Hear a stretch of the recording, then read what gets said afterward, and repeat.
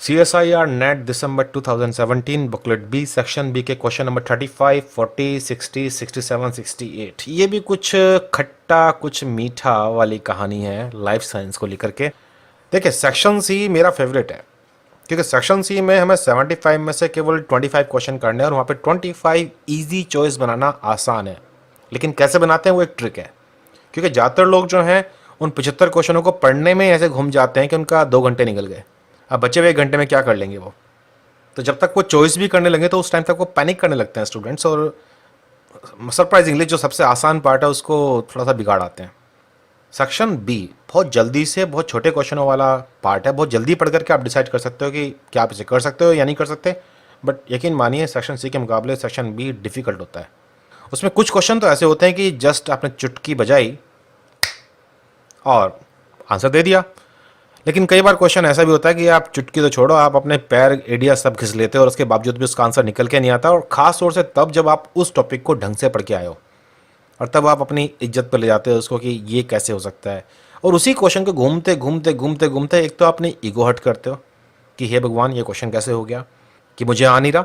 और दूसरा, आप उस क्वेश्चन के साथ जो लड़ाई झगड़ा कर रहे हो ना, उस चक्कर में आप बहुत कुछ टाइम वेस्ट कर रहे हो अपना, वो टाइम जो आपको बाद में नुकसान करता है। इंडियट जब हम लोग आई फ्लाई के साथ तैयारी कर रहे होते हैं तो आई फ्लाई की टीम आपको इसी काम के लिए रेडी कर रही होती है कि कैसे अपने मन के ऊपर काबू करना है। अब वैसे ये एक बहुत टिपिकल काम है, मन पे तो कोई भी काबू नहीं कर पाता। बट याद रखो, अगर आपको ढंग से ट्रेनिंग मिले और आपको ढंग से गाइडेंस मिले और वो भी लगातार बिना ब्रेक के, तो आप उन बातों को विद प्रूफ अगर आपके सामने रखी जाती हैं तो आपका मन भी मानने लगता है कि ये काम ऐसे करना ठीक रहेगा। और यहीं पर आकर के आई फ्लाई और उसके फैकल्टीज़ का रोल आपके लिए इंपॉर्टेंट बन जाता है।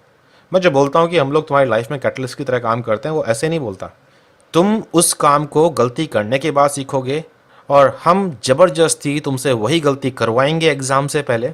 जब तक तुम गलती नहीं करोगे तुम्हारा माइंड खुलेगा नहीं उस गलती को समझने में। एग्ज़ाम वाले दिन करते हो तो तुम लॉस करोगे 6 महीने। तो एग्ज़ाम से पहले हम लोग वो गलती तुमसे कराएंगे, उस गलती पे तुम्हारा ध्यान लगाएंगे और फिर उस गलती को करेक्ट कराएंगे ताकि एग्ज़ाम वाले दिन वो गलती तुम ना दोहराओ। इसलिए बोलता हूँ मैं कि ये एक सेफ तरीका है, शॉर्ट, एक्यूरेट, फास्ट और एफिशिएंट। तभी तो आप एग्ज़ाम देकर के आए हो। लेकिन आपको और बहादुर बनना है और जुझारू बनना है और अपने अंदर एक आग पैदा करनी है कि ये एग्ज़ाम अब सॉल्व होके रहेगा। अगर इस बार हो गया तो बहुत अच्छी बात है, नहीं हुआ तो जून में इस एग्ज़ाम की खैर नहीं। लेकिन एग्ज़ाम की इंसल्ट मत करना, एग्ज़ाम एग्ज़ाम ही है। हम अपने आप को रेडी करेंगे। अक्सर लोग ये बोलते हैं कि मेरी किस्मत ख़राब है या मुझे मौके नहीं मिले। बट पता है, मौके हर एक के पास आते हैं। जैसे अब जून में दोबारा मौका आएगा नेट क्वालिफाई करने के लिए, और उस टाइम पेपर तुमसे पूछेगा कि क्या तुम मुझ मौके को कैश करने के लिए रेडी हो। अब तुम रेडी कब होना चाहते हो? एग्ज़ाम से 2 दिन पहले, महीना भर पहले, या अभी हम लोग रेडी होना शुरू कर दें? जितना जल्दी हम रेडी होंगे एग्ज़ाम के टाइम तक हमारी मेंटलिटी, हमारे विचार, हमारे काम करने के तरीके उस लेवल तक आ जाएंगे कि हम उस दिन उस एग्ज़ाम को आंख से आंख मिला के बोल सकें कि now we are ready to qualify JRF exam. और इंडियट JRF पे क्यों रुकते हो?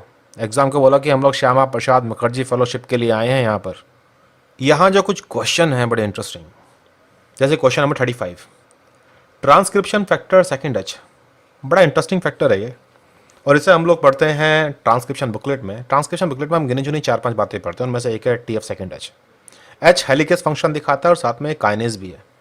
आपको याद होगा कि RNA पॉलीमरेज सेकंड जब DNA पे आके बाइंड करता है प्रमोटर पे, तो उसकी CTD, सी टर्मिनल टेल का फॉस्फोराइलेशन होना जरूरी है, और ये फॉस्फोराइलेशन कराने का काम TF सेकेंड एच का है। जैसे ही फॉस्फोराइलेशन हो जाता है RNA पॉलीमरेज एक्टिव हो जाता है और RNA पॉलीमरेज प्रमोटर छोड़ के आगे निकलता है। इसे बोलते हैं हम लोग प्रमोटर क्लियरेंस। जो ये आंसर है। इंडियट डायग्राम है जिसमें C terminal domain TF second H, इसके ऊपर फॉस्फेट लगाता है काफ़ी सारे हैवीली फॉस्फोराइलेशन। और ये फॉस्फोराइलेशन बहुत इंपॉर्टेंट है, ना सिर्फ प्रमोटर क्लियरेंस के लिए बल्कि ये फॉस्फोराइलेशन इस बात के लिए भी इंपॉर्टेंट है क्योंकि आगे चल करके जो आपकी RNA की प्रोसेसिंग में जो एंजाइम आने वाले हैं, कैपिंग के लिए, टेलिंग के लिए, स्प्लाइसिंग के लिए, वो भी इसी टेल पर बैठ के सवारी करेंगे इस RNA पॉलीमरेज के साथ साथ। ये सब हम लोग पढ़ते हैं अपनी एक और बुकलेट जिसे हम लोग बोलते हैं पोस्ट ट्रांसक्रिप्शन मॉडिफिकेशन। उसमें भी हम लोग केवल उतनी ही बात करते हैं जितना हमारे एग्जाम में आने वाला है। क्वेश्चन नंबर 40, समझो कि ऐसा हुआ कि नेट वालों ने पहले तो हमें खूब पीटा अच्छी तरीके से, उठ पड़ांग क्वेश्चन दे करके, और पिटने के बाद लास्ट में उन्होंने मरहम लगा दिया एक कि चलो भाई एक क्वेश्चन ये भी कर लो। सिंपल क्वेश्चन है, to the point.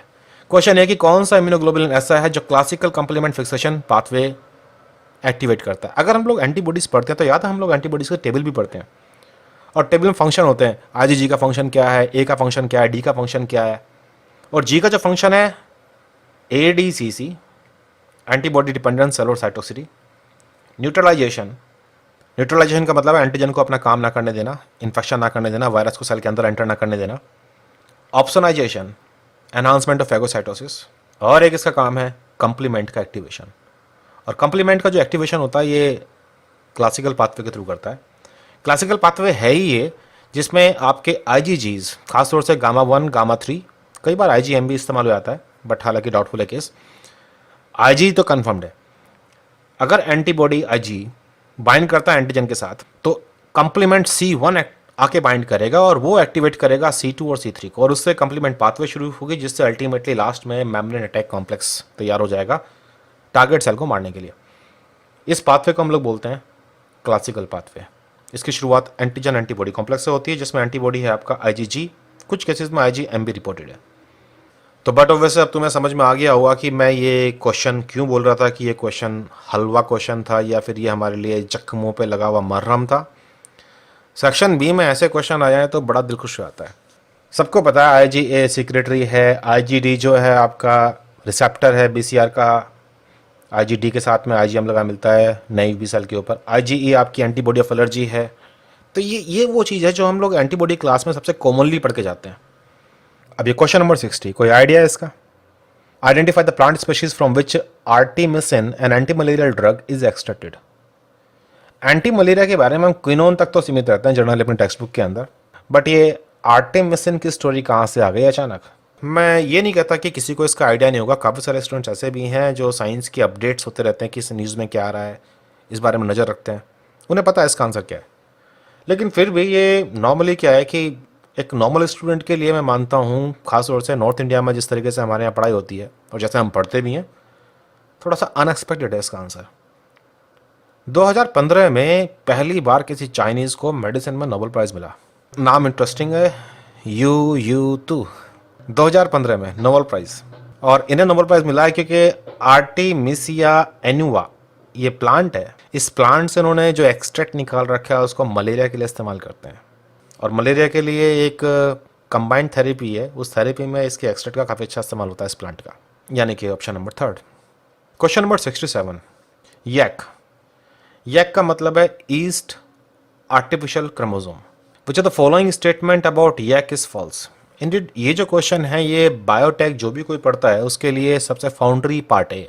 Back, यैक, Mac ये क्या होते हैं, मतलब हर किसी बायोटेक वाले स्टूडेंट को ये ज्ञान रहता है। ईस्ट आर्टिफिशियल क्रोमोसोम को इसलिए बोलते हैं क्योंकि इसमें क्रोमोसोम वाली प्रॉपर्टी है। इसमें जानबूझ करके हमने कुछ क्रोमोसोम के पार्ट जोड़ दिए हैं जो रेप्लिकेशन के लिए रिस्पॉन्सिबल हों और मेंटेनेंस के लिए।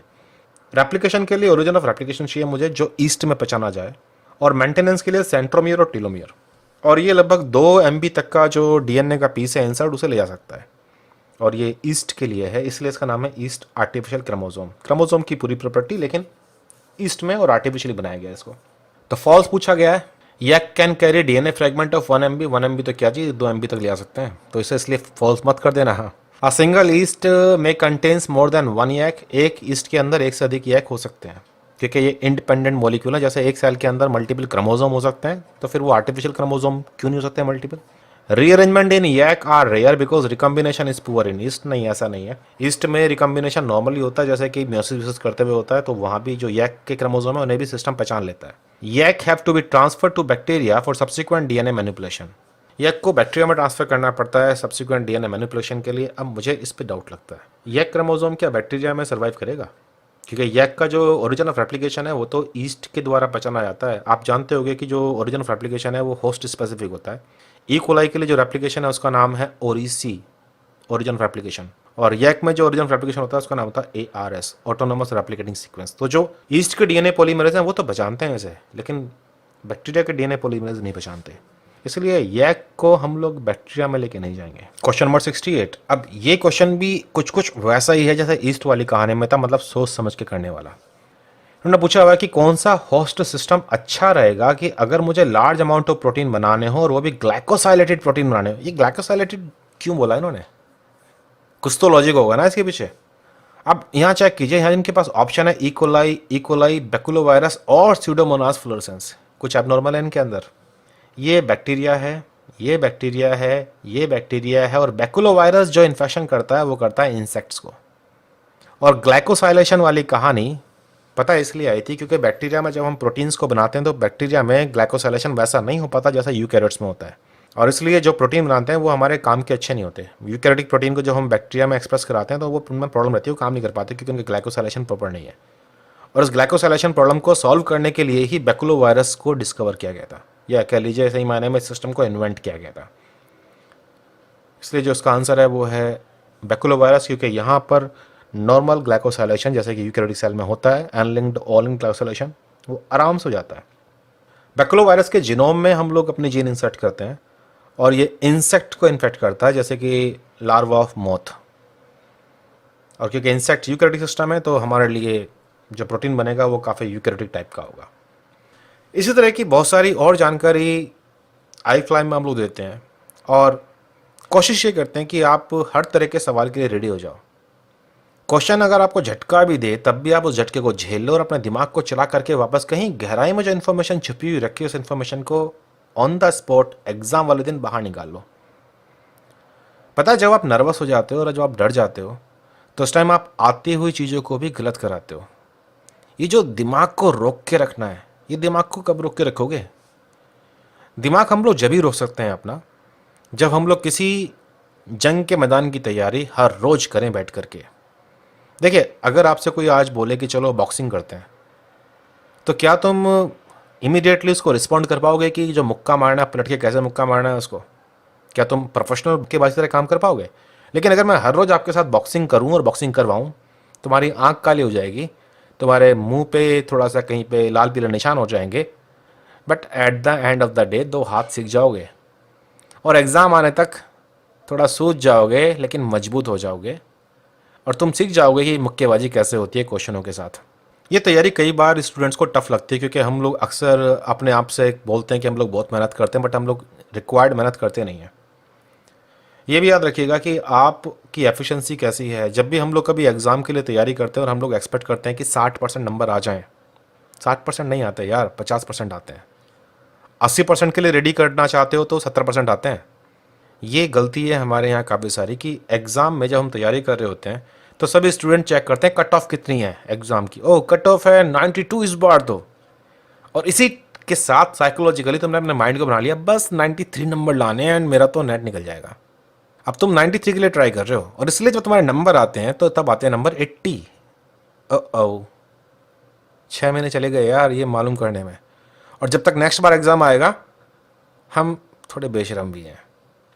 एग्ज़ाम के दिन जब रिज़ल्ट आता है हमारा तो रिज़ल्ट वाले दिन हम थोड़ा सा हिलते हैं, हे भगवान तूने ये क्या किया, हम ही मिले थे क्या, क्या मेरे पाप थे। और फिर उसके कुछ दिनों बाद हम लोग भगवान से यही बोलते हैं कि हम इस बार बहुत मेहनत करेंगे, इस बार ये करेंगे वो करेंगे, एंड फिर आती है दिवाली, फिर आता है दशहरा। नहीं, दशहरा पहले आता है, दिवाली बाद में आती है। पिक्चरें यार इतनी सारी मूवीज़ हैं, अभी तो फंक्शंस हैं, दोस्ती है, बर्थडे है, और तेरी एग्ज़ाम सिर पे आ गया है। अब हम लोग एग्ज़ाम की तैयारी करने लगते हैं और सेम वही चक्र दोबारा घुमा देते हैं। पूरी स्कूल लाइफ में यही काम करते आए हैं, लास्ट में पढ़ेंगे, बट ये स्कूल लाइफ नहीं है। ज़िंदगी तुम्हारे सामने खड़ी हुई है और इस टाइम ज़रूरी है एक्ट करना।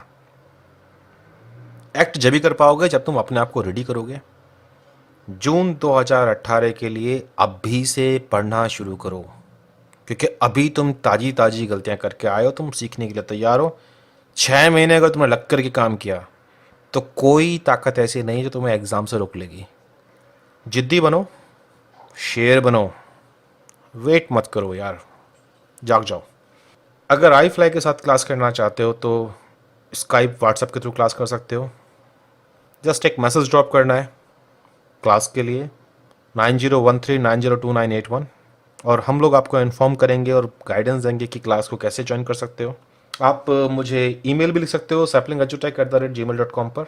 और ये वीडियोस को आप लाइक कीजिए, चैनल सब्सक्राइब कीजिए विद द बेल, और शेयर कीजिए फेसबुक, व्हाट्सएप और जो कोई भी तुम अपना ग्रुप इस्तेमाल करते हो। तो क्या अब तुम मेरे साथ ये कहने के लिए तैयार हो? I fly, you fly, we fly. Are we ready to fly for our exam, for our career, for our dreams? I think we can fly, and we will fly, and we will fly high, very high. Thank you.